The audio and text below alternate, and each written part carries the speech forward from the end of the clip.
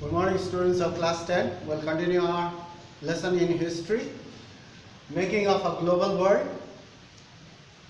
Let's continue. I have written 5-6 points over here. We were discussing about as food prices fell. As food prices fell, we have talked about the corn laws.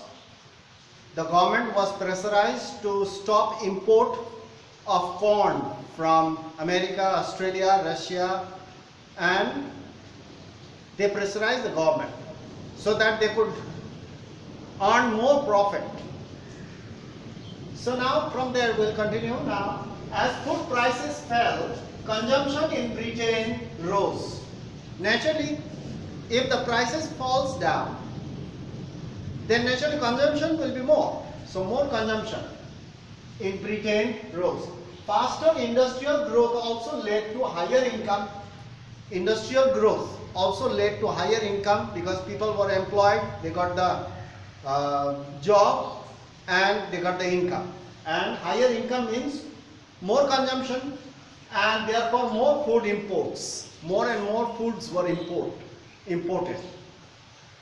The land or the farmlands were left barren because it was much cheaper to purchase food from foreign countries than to grow in England. We have talked about it. Now number 2. In Eastern Europe, Russia, America and Australia, lands were cleared. In Eastern Europe, Russia, Australia, America, the lands were cleared, the forests were cut down and food production expanded to meet the British demand. To meet the British demand, the forests were cut down and the land was cleared for agricultural purpose. To grow more crops so that it could be exported to Britain. Now number 3 point. World economy takes shape. In this we are talking about world economy. So world economy takes shape as railways were needed to link agricultural land to the port.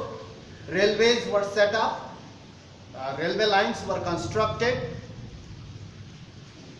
harbors were built, and the old harbors were expanded so that big ships could come enter the harbor.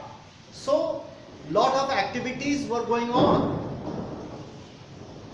Old harbors were expanded, building homes and settlements for workers. They required, for all these activities, they required laborers. And they also required settlements, homes. So everything was being constructed. Settlements, homes, harbors, railway lines were constructed. Everything, all activities, even the forests were, these forests were cut down, the land was cleared for growing crops. So, number 4, laborers were in short supply in America and Australia. Since America and Australia were across the oceans, in Europe, people were without jobs. So they traveled, they sailed vast distances, crossed oceans, land and oceans to reach there to get the job. So laborers were short supply in America and Australia, and this has led to migration of people from Europe to America or Australia and around the world. We are on top, number 5 points. Over 150 million people migrated.